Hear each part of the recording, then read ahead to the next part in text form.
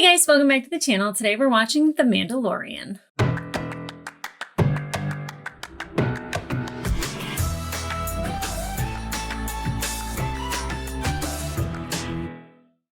Hey guys, welcome back to the channel. Today we are watching episode 4 of season 3 of The Mandalorian. The last episode it definitely was a different one for Mando and what we're accustomed to story-wise.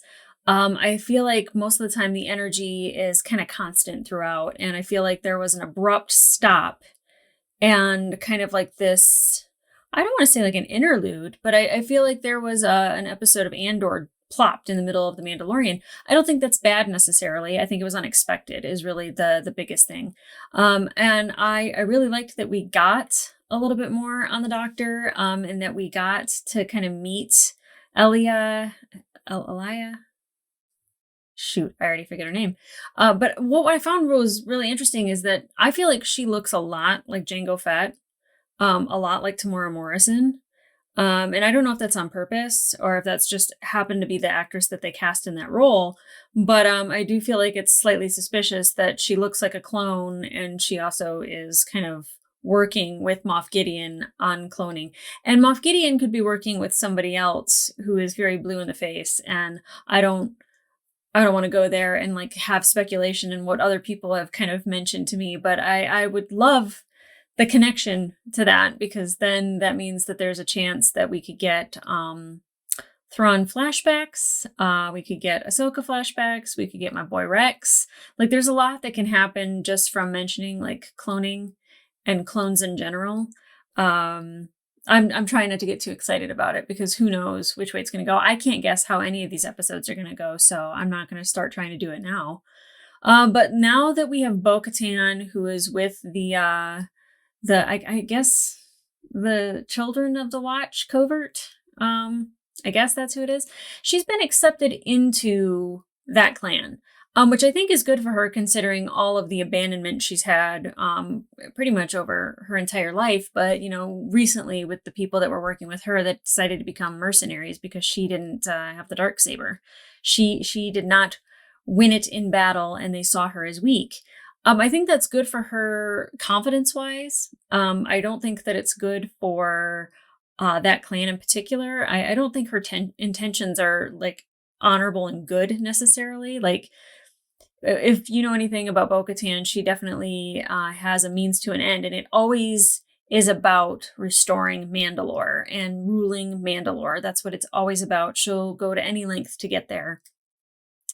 Namely, you know, kind of sacrificing her sister, which she didn't intend for that to happen, but she definitely made it happen. So I'm interested to see what she does with this because we didn't get to see her with her helmet off.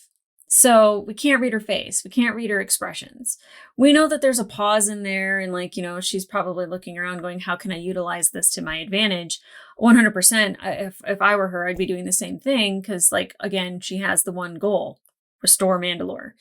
I'm not sure where that leaves her necessarily with her belief because she saw a mythosaur and a lot of people are like, she wants to, you know, ride the mythosaur with the Darksaber. I run Mandalore. Great. Yeah, let's do that. But she actually has to like actually win the Darksaber in battle, not through like loopholes. Like, and I don't want her to have to beat Din. So like somebody has to like beat Din first and then challenge her, you know, and it could be another like, you know, Moff Gideon situation where they just disarm him and take it. And then he's like, they beat me in battle. Now you have to beat them in battle. Like that'd be great. I don't know if that's the way that's going to go down, but I do know that I'm loving her character, and it's interesting because I don't really know what direction she's going to go in, if like she's going to become this believer of certain things and it's going to change her, or if she's just in fact going to use this to her advantage. And yeah, I mean that's her MO. So we'll see. Obviously, you know, we want some cuteness out of Grogu, but it seems like, you know, he's getting better with his skills. He's more nimble. He's learning how to fly the N1, how to navigate space and the universe. And he's almost talking. Like, I feel like this is the way will probably be the first thing that he says, if not like May the force be with you. There's really only 2 options besides daddy. But who hasn't called Pedro Pascal daddy in the past month? I know I have several times. It's just how it goes. But I'm curious to see if we're gonna get any more on the doctor, Dr. Pershing, if like in fact he is just a fried egg and he's done.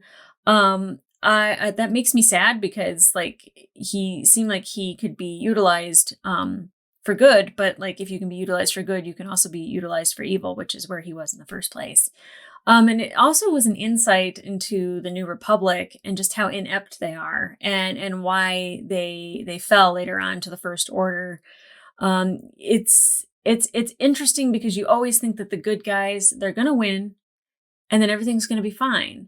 But they won, and then everything fell to shit. So we'll probably kind of see that play out more and more throughout this season, and I enjoy that. But again, we have to catch up and see if like there's an IG-11 waiting for us. What's going on in Navarro? What do we do now that we have gone to whatever planet we're on with the rest of the Mandos? Are they going to go to Mandalore now? Are they going to help rebuild Mandalore? Like now that they know that the mines are real and that the living waters are there, and apparently she can confirm it. Like, do they leave? Like, I think that would be great. Like the first clan of Mandos back on Mandalore trying to restore the planet. That's amazing. Who attacked Bo-Katan?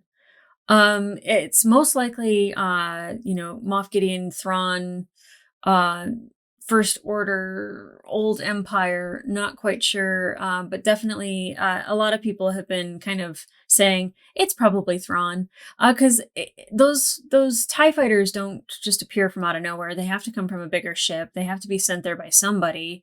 And I'd like to find out who. And I don't know if we're going to find that out in this episode or not, but it'd be great if we could get that story moving because I'm curious. Especially, I will say that like her, just like seeing her home being blown up and her just being like, no, like I feel like that's not something you want to do to Bo-Katan. I feel like there's some vengeance that will happen and I'm here for it. And I can't wait. I don't know if we need to go see Peli again on Tatooine. I don't think it's necessary unless we're gonna go. I guess we can go see Boba Fett. I'm always here for a Boba Fett visit. Like him and Fennec, like if we could just have like little bits and pieces of them in every season, I'm fine with it. But I want the old Boba Fett. I want season 2 Boba Fett. That guy was a badass. The politician. Anyway. So I don't know where this episode's going to take us, but we're almost halfway through the season, even though it just started. It makes me sad, but like I feel like the nitty gritty is going to start happening. This is where we're going to get some meat to chew on. Okay, guys, let's get into it. And before I start, hi, Dad. Okay, now let's get into it.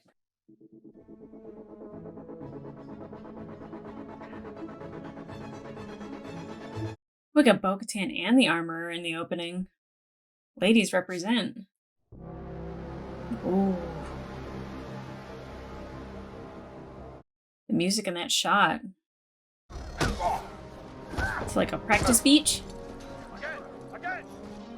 Is she training people? She can make some fierce Mandos.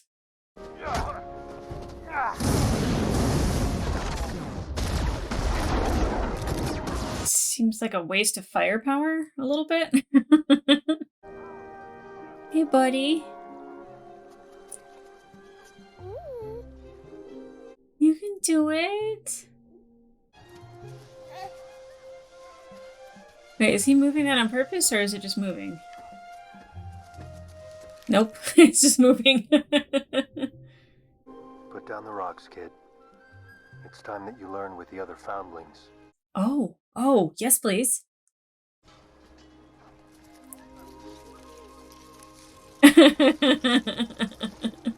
Oh my god. Next challenger. You gonna use like a little lightsaber? He doesn't have one, right?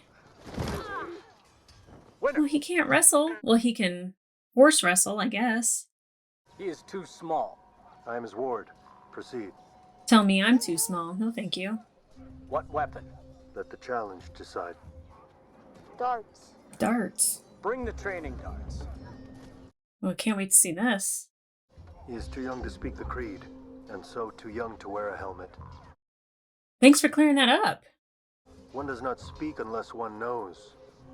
Well, I know. Perhaps this lesson is for you then. Oh. Oh, like little wrist things. Don't worry. My dad was the same way. He's just proud of you. Oh. You He got this, doesn't know buddy. how to fire darts. He's got this. Trust me. Ready. Begin. Oh! Oh, okay. Paintball. For the love of God, I thought he was gonna be stunned or something. Begin. Grogu, come on, baby! Begin.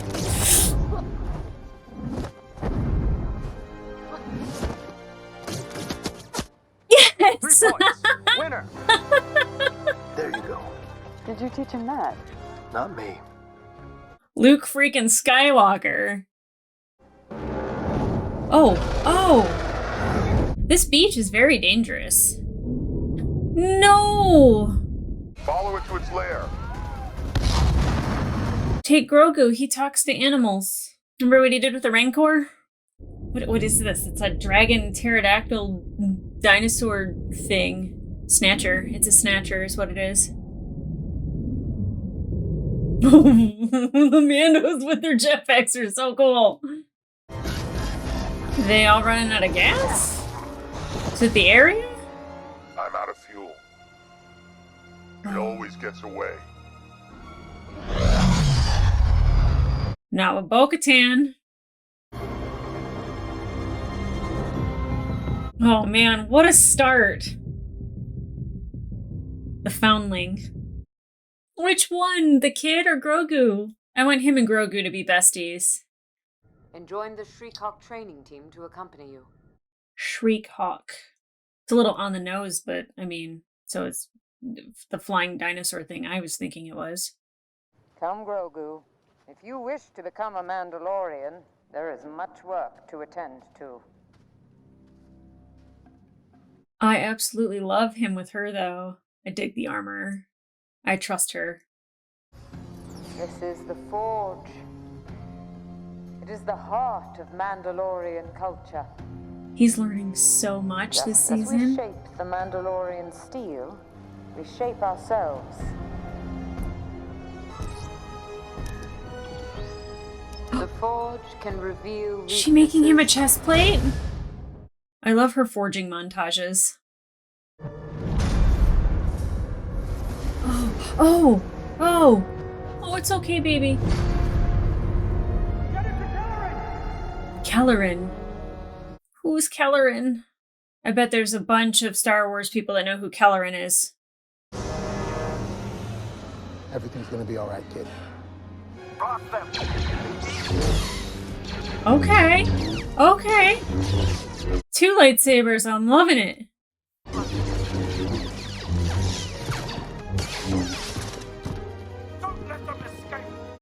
I love that that's Tamora Morrison's voice for all the clones. I'd love D. Bradley Baker. If that popped up, I would just be elated.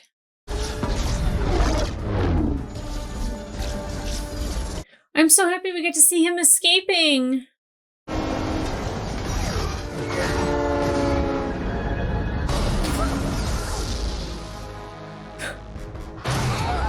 Oh, saw that. Okay. I like the callback from the last episode. But hold on, it's gonna be a bumpy landing. Oh, God. That was more than bumpy. That was a horrible landing. Would this be his first time in space?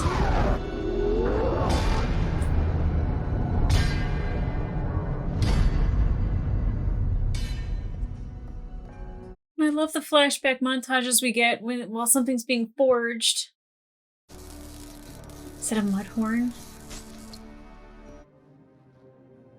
Mandalorian steel shall keep you safe as you grow stronger.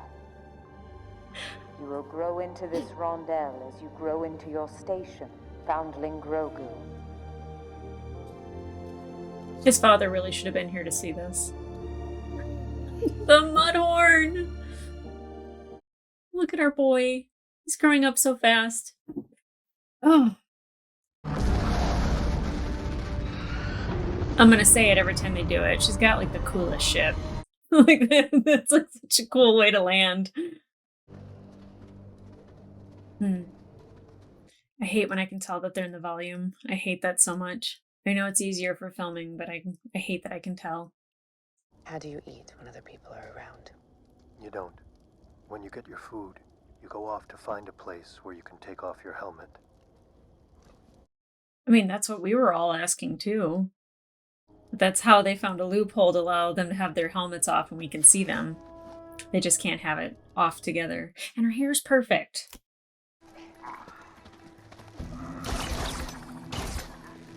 Odd question, because they all have painted helmets. Is that still Beskar? It's just painted? And like, why is Mando's not painted? Why is his just shiny? I just didn't know if there's a reason. Just make him stand out.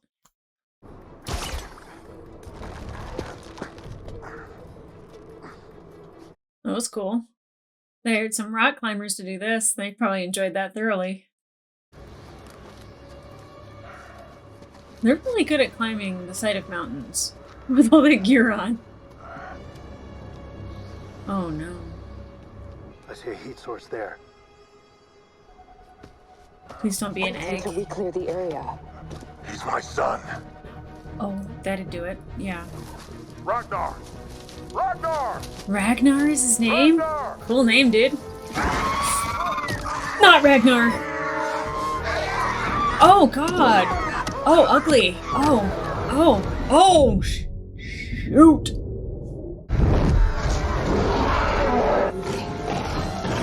No. Oh no! He was in that thing? That's crazy. Oh my god. Nice. Oh, okay.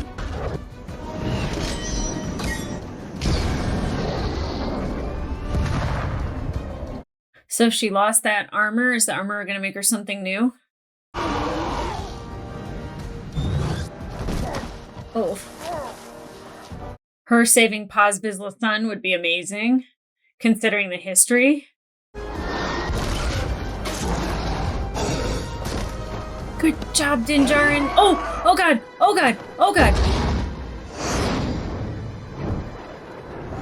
I didn't think they'd kill the kid, but dear god.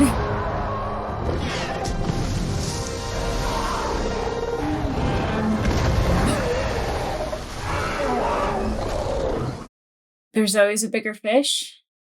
Why not? Let's just say it.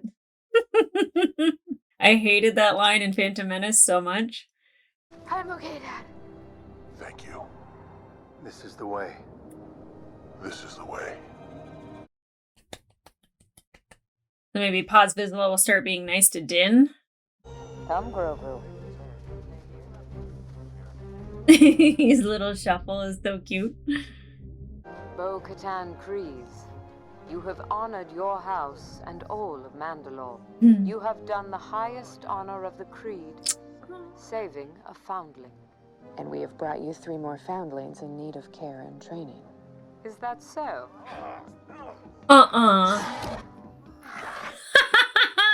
They're so hideous. Oh my god. I mean, I guess. How did they even fit in there? You're in need of a repair. Come with me. Mudhorn, Mythosaur, what are we getting? Shall I inlay the signet of the Night Owl?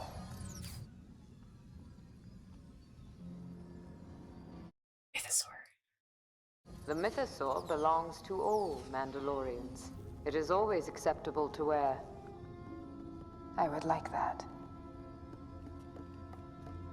Yeah, I bet she would. I thought she was going to tell the armorer about the Mythosaur, but I think she's going to keep that to herself for a little while longer. What would you say if I told you I saw one? That you saw what? A mythosaur. It is a noble vision. No, Physically. I mean a real one. beneath the living waters on Mandalore. I didn't think she would say. This is the way. I can't tell if she believed her or not.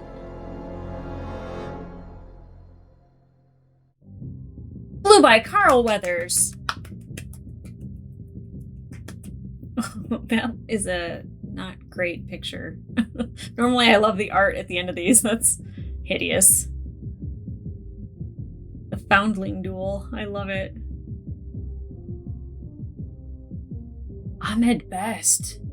Okay, I couldn't place who that actor was, but now I know. Those things are so hideous. Okay. So great to be back with the Mandos. Great to be in the action again. I don't know if the Foundling is necessarily Grogu or if it was Ragnar, which I think is a cool freaking name for a Mando. Not quite sure. I think we're kind of like the last one too, the convert. We don't really know who that is either. I mean, we could guess, but I'm really digging the fact that Grogu is not just like the cute little cuddly Ewok that's like wandering around doing cute little shit. Like I love when he does cute shit. Let's face it, we all do. But that like he got to shoot darts and that he used his training that he got from Luke, which is, it's essential for him because he's so small. Like how does he get around? How does he evade, capture or weapons and darts? And I mean, I would hope that someday, like, he could wield a lightsaber. I think that would be so freaking cool. It was really nice to see Grogu's escape, to actually see that happen. I know that there were a lot of theories that like R2 helped him escape, or it was Mace Windu, and then it was Kellerman. I didn't know if that was somebody that like we already knew, or that like you guys probably that like are way more into other Jedi that like are not Obi-Wan Kenobi, because obviously, sorry, he's on this side. That's my boy. But I didn't know if we knew who he was, and apparently played by Ahmed Best. And I would just say that like wasn't really loving his performance with like the lightsabers, and even when he was on the speeder, it seemed just really stiff. It seemed very like I'm doing something to a green screen. So it is what it is. I don't know if we needed a stellar performance out of him or not, but it was nice to see how Grogu escaped and that whole run through Coruscant. And it's funny because he seemed very weary and he was scared about like the flights and the speed, and now that seems to be his thing. And like he was scared of going into hyperspace and having like the light speed tunnel happening. And I think with being with Din, like you've seen a lot of that fear peel away. So there's like a lot of things like the trauma that he occurred from that whole situation, seeing like the clone troopers and the Jedi and all of Order 66 and flying wildly throughout a cityscape and dips and dives and twists and turns and going into space and everything. Things that would have scared him before are now things that like he loves and he thrives. Like he wants to hit the button to go fast. Like it's something that is very much not a fear for him anymore. And so you've seen him grow in that way. But then I love the montages that we get with the armorer, whether it is Din, whether it is Grogu. I was really hoping that we were going to get one with Bo-Katan, like while like her thing was being, forged, that she was going to have like maybe a flashback or something. I don't know, because it was about the mythosaur, and I really thought she was going to keep that to herself. And the fact that she even mentioned it to the armorer, I do think the armorer of like all people in the entire universe is the person that you could probably trust that information. And she's like, oh yeah, mythosaur is a great vision. And it was like, well, it wasn't a vision, it was real. Just like, yeah, that can come to you. Like, I don't think she was like 100% like, yeah, the mythosaur was in front of her. But I also don't think that like she was ready to just discount what Bo said as like, no. You don't know what you're talking about. Like she's a really good listener. She's kind of like a great hype man without like a lot of hype. Like she's just like, yes, this is the way. Like it's not telling you, no, you're crazy, you didn't see it, it was just a vision, you were running out of oxygen, anything like that. It was kind of confirming that like what you think is real probably is. which I dig. Her leading the way to save the Foundling, to save Ragnar, and it being Paz Vizsla's son, and her history with Pre-Vizsla and all of that happened before, which is really interesting because she should be like 60 in this. And the fact that she's not is like Bo-Katan must not age. Like what great genetics she has. But the history that she has with the Vizsla clan and the Night Owls and Death Watch and all that, like I was like, how are they going to get along? And the fact that like she's responsible for helping save his son. Not only did she, follow the raptor, but then she mapped out its lair and its nest and like led the way, like whether it was, we're going to sleep here and then we're going to go. And, the way she was treated at the fire about like, she was the head of this party. So like she got to eat by the fire.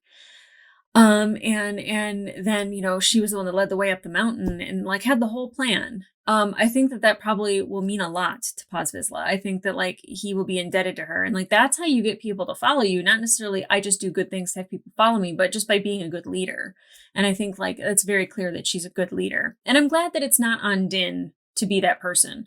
I don't think he's that guy. I think that like, he is definitely the guy that you want doing the job that he does, the way he does it. And like, he's always the guy that's going to come in and help, like how he does with like Boba Fett. I like him in that position more so than the person that's trying to rule Mandalore. If Dave Filoni and Jon Favreau are trying to make it to where Bo-Katan rules Mandalore, I'm here for it. I don't think it'll be easy. I don't think that it'll be without some stumbles and some falls and maybe some things that I don't even like, but I am here for Bo-Katan ruling Mandalore. And that episode flew by. Like absolutely flew by. I feel like it was a short episode, but I feel like it had a lot that was going on. I don't know what they're going to do with 3 baby raptors. I feel like that's probably not the best idea. Like now you have 3 big mouths to feed. And like, as you could see, like it was feeding the babies people. So you have to be, careful that it doesn't eat your people. Also, they're ugly as hell. I mean, they might come in handy if you can ride a mythosaur. And we saw Boba Fett ride the back of a Rancor.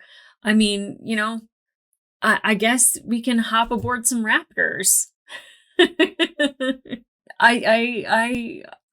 This is so interesting because I don't know where this season's going to go. I don't think that even in the trailers, they led you to believe a whole lot of like what you were seeing and like that you were going to be able to guess things, but I'm not disappointed in it either. I do really like the action that we get. It was really cool to see them moving around with the jetpacks and kind of chasing after the raptor, kind of like they were like F-16s or something. Like at some point, like Maverick was going to like sink in and take a shot. But it's really cool to watch. Now, the one thing that I will say is like, it is very evident when they are using the volume to me now, and that's really distracting to me. I know that like, it's probably cheaper than going on location, like for Andor, but I'll tell you like Andor and having the scenery and all the background and all that, I thought was just stunning. And I'd really like more of that in here. And it seemed like they had a couple shots that definitely were like on location. It probably wasn't our actors, but it was definitely on location. And like, that was really cool. Now what's next is, I don't know, going to Mandalore? like there wasn't really an indication as to what our next move was other than to maybe find out who was destroying Bo-Katan's home, who was after her. And I think now that she has the clan and she has both the signets on her of the Night Owl and of the Mythosaur, that like, like that might unite a little bit. Grogu getting his Mudhorn, I think was absolutely adorable. I was really bummed that Din wasn't there for it, but it is what it is. But like, what's next? So, I mean, figuring out who shot at Bo-Katan and who destroyed her home. I thought we were going to get a little taste of that, and it was very much a standalone adventure this episode, but definitely clan building.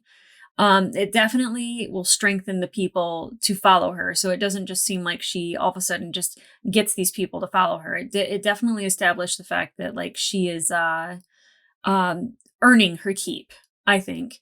And I think those people will follow her, and that's good because the more people that she can rally to her cause to follow behind her to restore Mandalore, the better. But then who is she fighting? Because I don't think Moff Gideon was like, you know who I want to fight is Bo-Katan, even though she took the ship in season 2.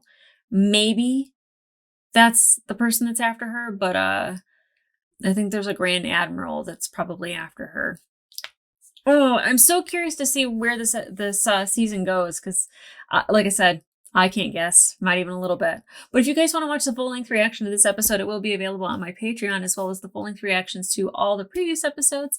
I do not have season 1 or season 2. I did not do reactions to those because I wasn't doing reactions at the time, but I'm here now. But I have other Star Wars shows, you know, Obi-Wan Kenobi, The Bad Batch, season 1, currently in season 2, Boba Fett, and in Tales of the Jedi, which I think are probably some of the best animated stuff that we've had. Very, very small episodes filled with a lot of content. It was some good stuff. But you know, you can head over to my Patreon if you want to watch the full-length reactions to those as well. But in the meantime, like, subscribe, and leave a comment down below. Where do we think we're going next? Were you surprised that she actually mentioned the mythosaur to the armorer? I feel like there's some trust there, that like you can trust the armorer. Like, she's not going to break any confidence, nor is she going to judge you. I think Paz Vizsla might have, Din Djarin might have, but definitely the armorer, no. I think like that secret's safe with her. But where are we going next? Do you think that there's a Grand Admiral, blue guy, looking very regal, and a young blue-haired Jedi waiting for us? I don't know if they're going to have Ezra in this series, and I don't know if he's going to have blue hair. He better have blue hair. I'll be very disappointed.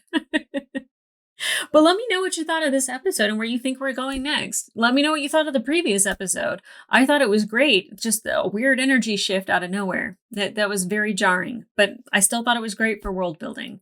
What did you think of seeing Grogu's escape? Is that how you pictured that going down? I thought that he was going to get smuggled out of a droid, and it was just going to be like R2 just doing like down the street. Like, what? Nothing to see here. No, there's not a Jedi inside of me. Like, make way. Here I come. I don't know. What did you guys think? We'll leave a comment down below, but I'll be here next week. I'm super excited. I'm loving the series. It's not as exciting as previous seasons, but I feel like that there is world building and storytelling that's happening, and that the end might kind of really get a little bit crazy. And I'm ready for that. Okay, guys. I'll see ya.